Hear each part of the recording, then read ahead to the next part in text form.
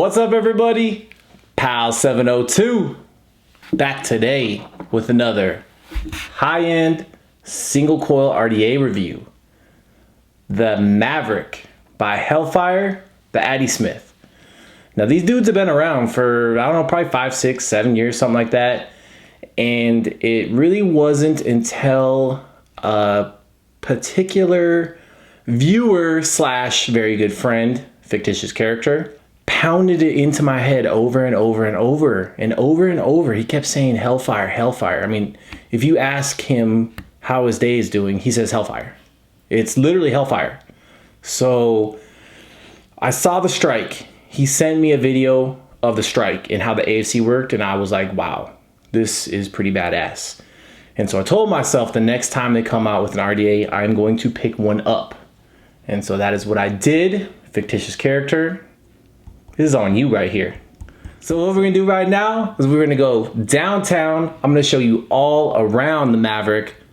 Pop a build in it. You know we have something excellent to listen to.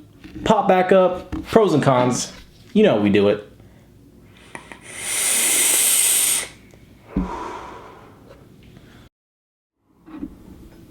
All right, so today we have the Hellfire Maverick. And it comes in this really cool little tin. There's nothing on the back whatsoever.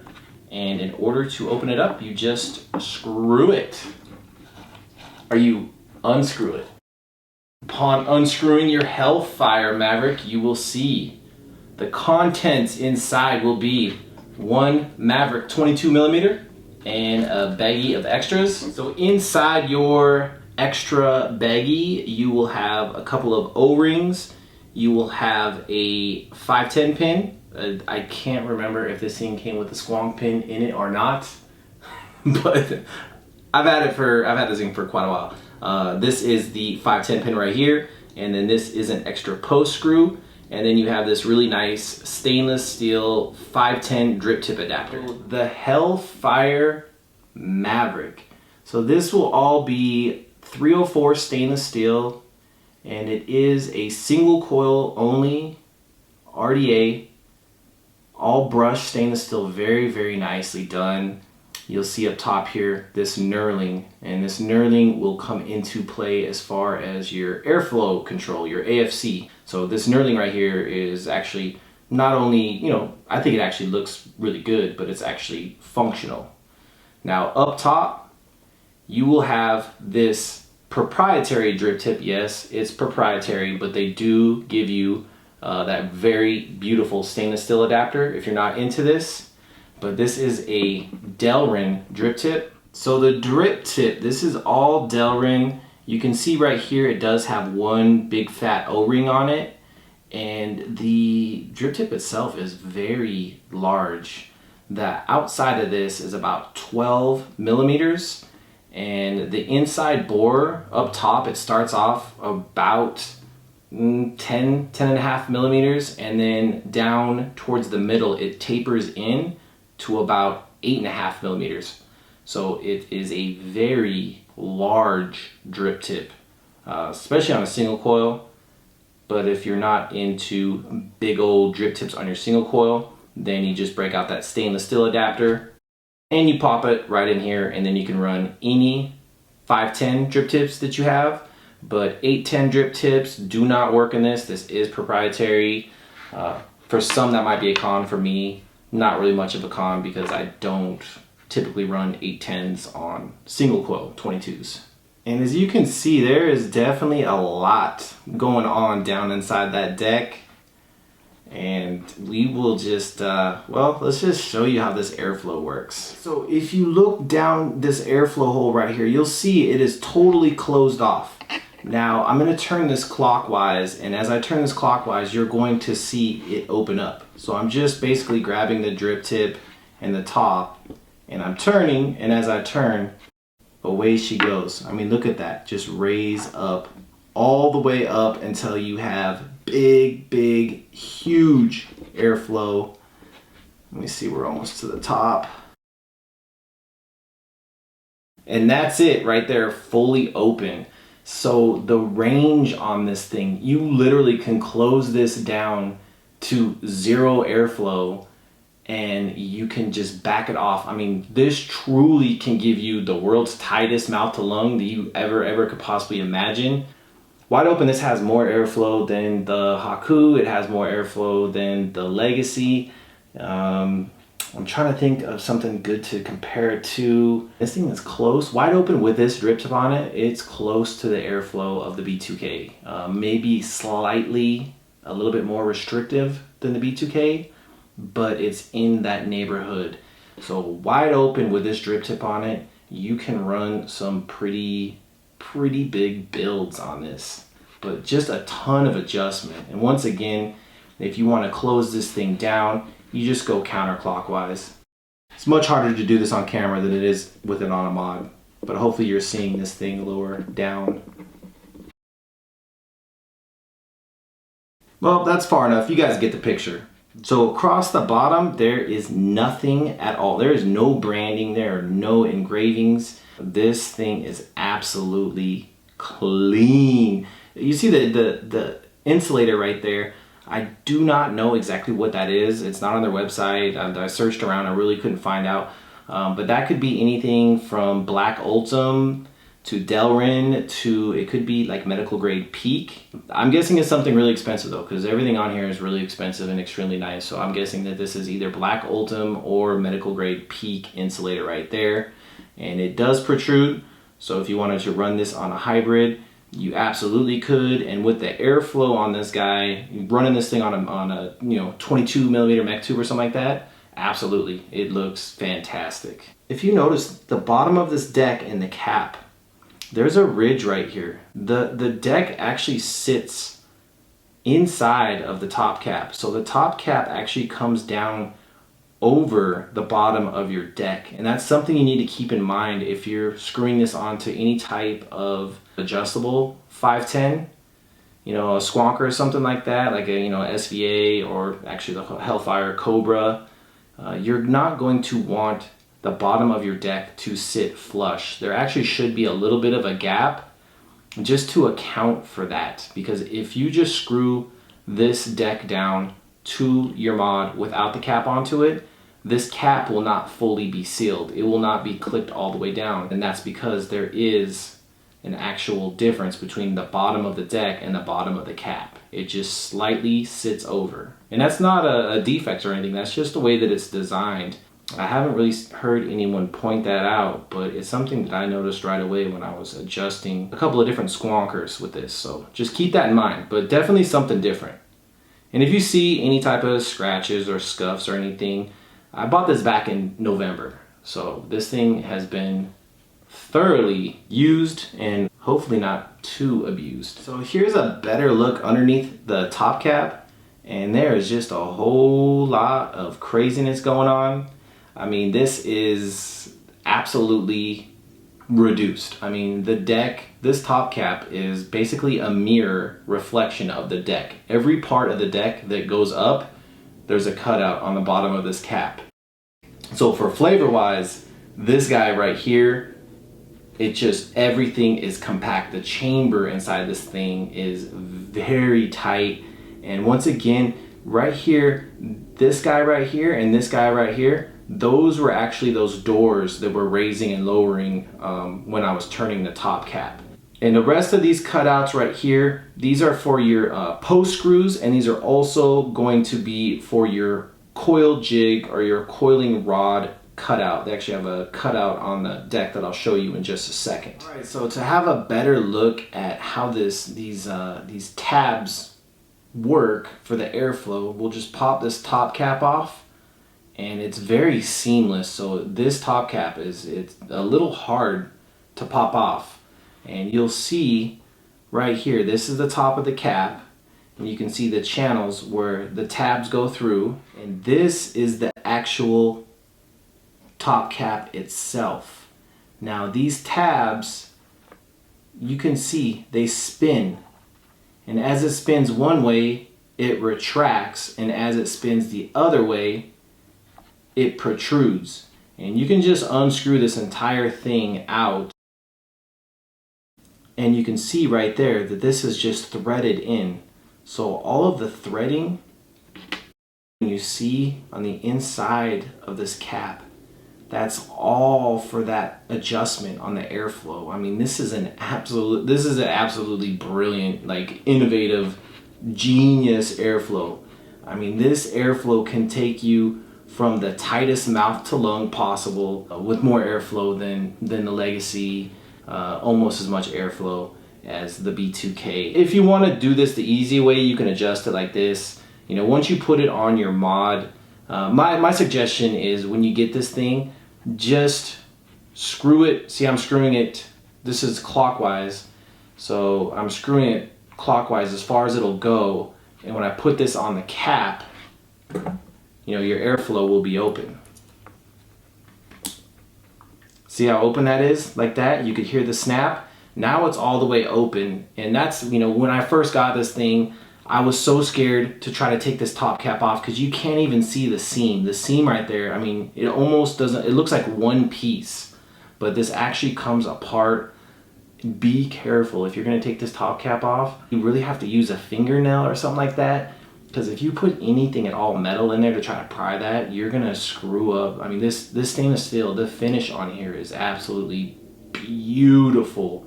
So just caution. So if you're not comfortable doing that, then just don't. You don't have to take this top part off. But if you do take it off, that's when I would say just go ahead and back, you know, just screw the airflow, those tabs, just turn it clockwise until it won't turn anymore, and that'll open up your airflow. And then you can put your cap back on this RD8, and then you can start to back it off. And by backing it off, you're turning it counterclockwise until you find the sweet spot for the build. But hopefully that is a good enough tutorial to kind of explain how this airflow works. All right, and just in case, just to show you, if you don't want to run this large proprietary drip tip, then here is the stainless steel 510 adapter, and that just fits in absolutely perfect. And then here is a stainless steel D-Mods drip tip. So if you are not in to running, you know, bigger drip tips, you like your 510s, then here is a shot with the Maverick with a matching stainless steel D-Mods drip tip, courtesy of fictitious character. Good looking out, brother. So what does the Maverick by Hellfire have underneath the hood? That is what she has underneath the hood right there. A whole lot of stainless steel, high quality, machine loving. So we are just going to start from the center of this bad boy and work our way out. So right there, that is where it's going to squonk, which is awesome because it's going to be right underneath your coil. Now, while squonking, if any juice comes up over your coil, which it will, it comes out this way. Your airflow comes in from the side, and you can see this little channel right here cut in, and this is actually for e-juice to just run off of this guy and then down into this juice well. So you can see this dripper actually utilizes juice wells on both sides, which is a very nice touch. And even on the bottom of the juice wells, you can see that machining down there. I mean, this is so small. Like, everything is so small on this, and the machining, the work, you know, this wasn't necessary down here, but it's just the extra little touches like this that just absolutely blew my mind with this thing. You have two nice sized juice wells, especially for a 22. You know, this nice little channel that helps, you know, anything that you've over squonked. It gives it a way to get back down rather than work its way up out of those air holes. And right here you can see this is your peak insulator. So this will be positive, this will be negative right here. Your coil jig right here. So when you're putting a coil in, you have a nice little cutout for your coil jig. And coil placement on this guy, for me, it all depends on how big of a coil you're gonna put in here. I mean, I recommend 3 millimeter.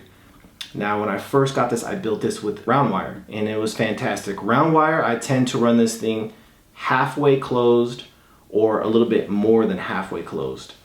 If I'm gonna run this thing more, you know, half or full open, then I switch over to a fused Clapton. Now, with coil placement, as far as the height of this thing, if you're over halfway closed, then I would try to keep the coil as close to this actual squonk pin as possible. If you're running this thing wide open or close to wide open, then I've noticed that if you raise the coil slightly, a little bit more air gets underneath that coil and comes up. Once again though, that's just my opinion. This is the way that, you know, over the past 2 months, that's what I've found.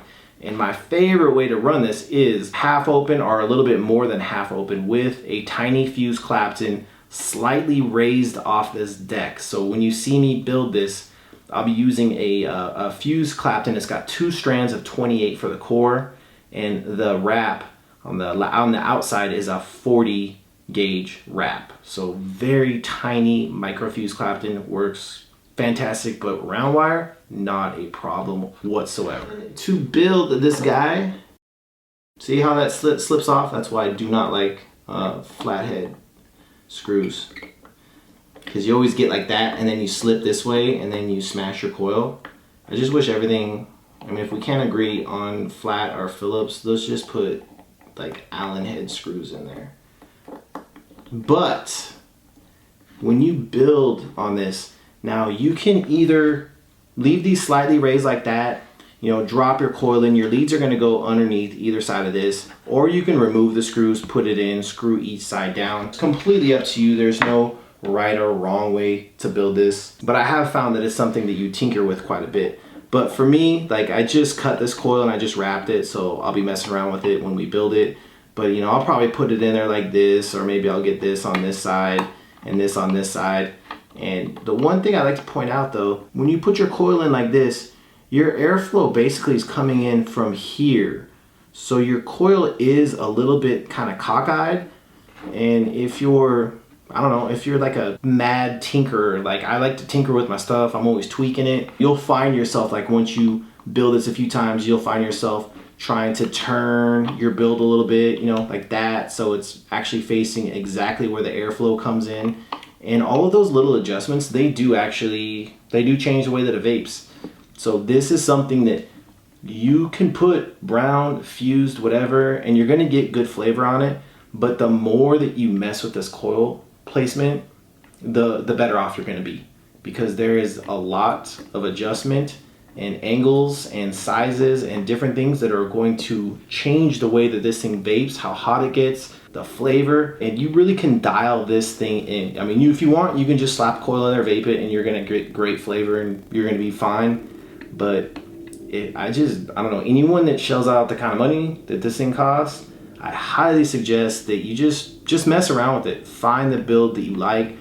Definitely experiment with raising and lowering your coil. Keep in mind that that top cap does come down, and there are a lot of things that you could touch your coil to. So as we always do on this channel, every time you build something, make sure and strum it on a regulated device before you put it on whatever you're gonna put it on. You can see underneath the screw right there, there's little ledges, there's little wire catchers or coil catchers, I like to call them, on both sides. You can use that side to put your wire in, but you don't have to. It just makes it to where, you know, if you're using a Clapton, maybe it goes in, you know, flat, and this just pins it against the side. That happens sometimes, but I just like to point that out. And then you also have just a single O-ring right there. So there's no, it's not doubled up or tripled up. It just has one single, very thin O-ring. But they do give you an extra. And your airflow, once again, is gonna come in from this way. So when you put this top cap on, there's kind of only one way to put it on. You'll put it on and you'll just turn it until it snaps into place. So that was the Maverick by Hellfire, the Attysmith. And before we build it, I just want to show you something. I would like to put it on this squonker right here. This is their Cobra, but I haven't reviewed it yet. So I'm just saying, for all you Hellfire fanboys out there, there is more Hellfire gear coming shortly.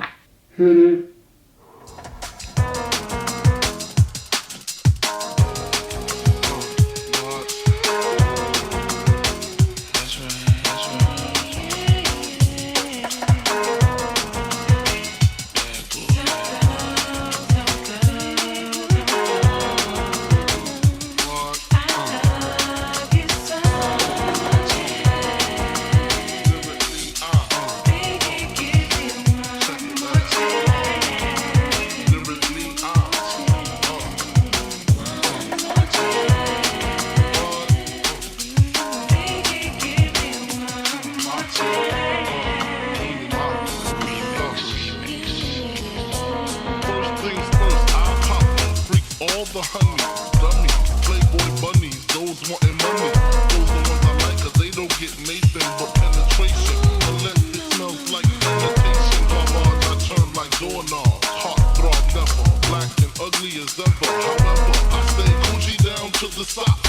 Rings and watch filled with rocks. And my jam locked in with Mr. Bishi. Girls pee-pee when they see me. Never creep me in they TV. As I lay down laws like Island Coppet. Stop it. If you think they're gonna make a profit, don't see my ones, don't see my guns. Get it? Now tell your friends Papa hit it, then split it in two as I flow with the Junior Mafia. I don't know what the hell's stopping ya. I'm clocking ya. Versace shade watching ya. Once the grin, I'm in game begin. First I talk about how I dress this and diamond necklaces, stretch Lexus is the second. Just immaculate from the back. I get deeper and deeper. Help you reach the climax that your man can't make. Call him, tell him you'll be home real late and send the break. I got that good love, girl, you didn't know. And that was a badass Dave Owen remix of some Biggie. But more importantly, look at that. That was the Hellfire Maverick by the Attysmith. 22mm stainless steel sitting on top of an SVA squonker that has not been reviewed. Let's take it for a rip.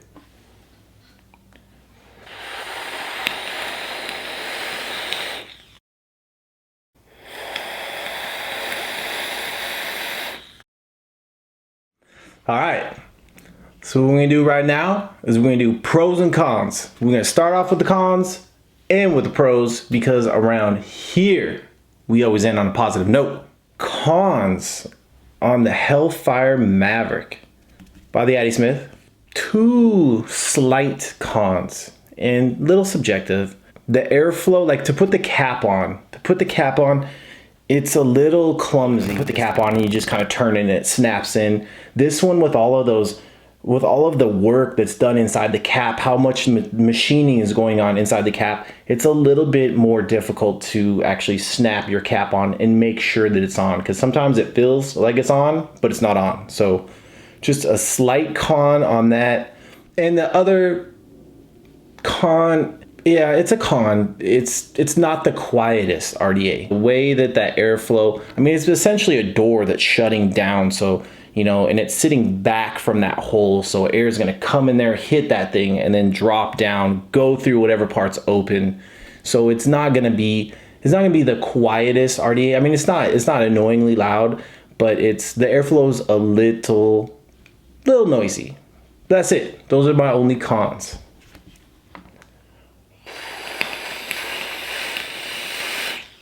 Oh, another thing, the drip tip. I mean, it could be a con that is proprietary, but for me, I love the drip tip, and you have a 510 adapter, so whatever. All right, now pros on the Maverick.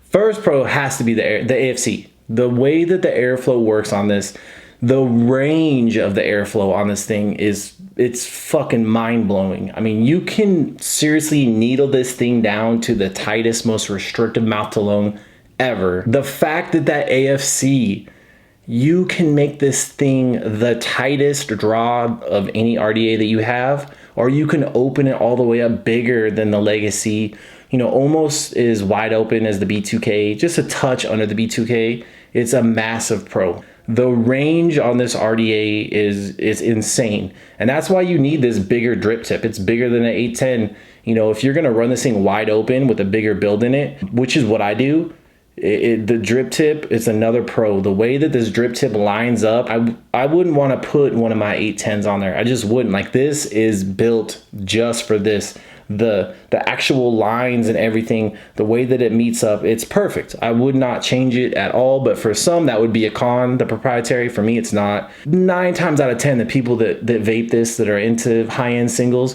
they're going to use that adapter and put a 510 on. And you saw with that D-Mods drip tip, it looked fucking badass. So either way, airflow adjustment, the way that it screws down like that, I've never seen anything else like it other than the Strike, which is by Hellfire. It's just badass, man. It's just badass. It's the coolest AFC I've ever seen. It's by far. Next pro is going to be the machining. I mean, even on the deck inside of the wells, you could see all the engravings and stuff like that. And underneath the cap, how they machined out the cap so it literally encases this thing. I mean, this is already a very, very slammed down. It's like a slam cap out of stainless steel, but it's also machined inside to reflect the deck. So it literally just compact, it just wraps around your coil and condenses, which brings me to my next pro, which is flavor. This thing's got awesome flavor. It's up there with the best. I'm not saying this is the best pure flavor of any RDA ever. That would be the Hussar V1 for me. But this is in the argument. It's in the high-end argument. Someone that owned this thing that told me this is the best flavor they ever got, I wouldn't argue with them. It's that good. This thing has very good flavor.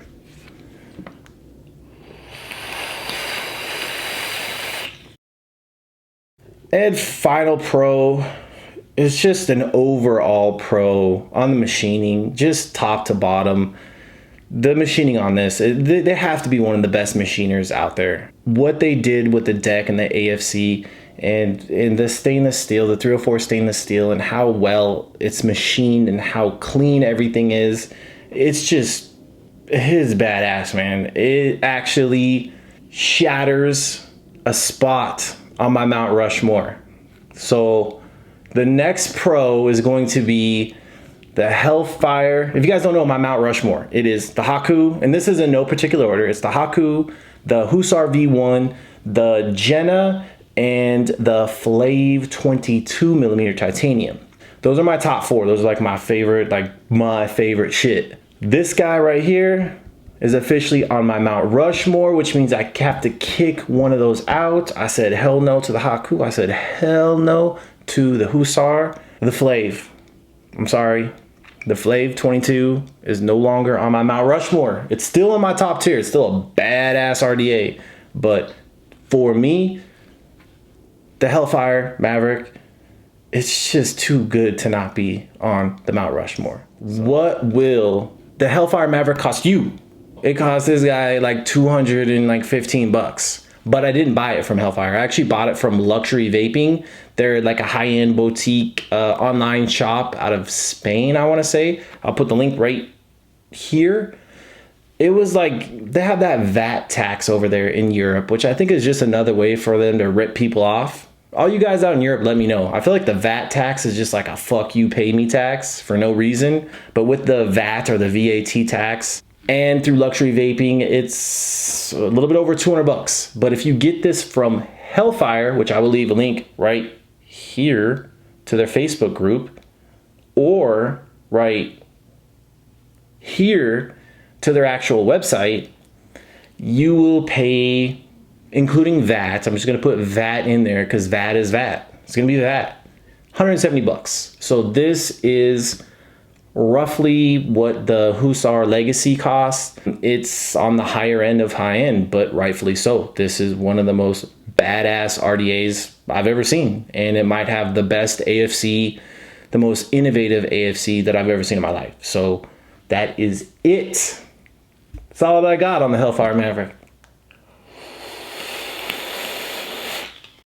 So I do not know what is going on out in your world today, but I do know, well, at least in this time zone, that it's Friday, which is my favorite day because it's payday.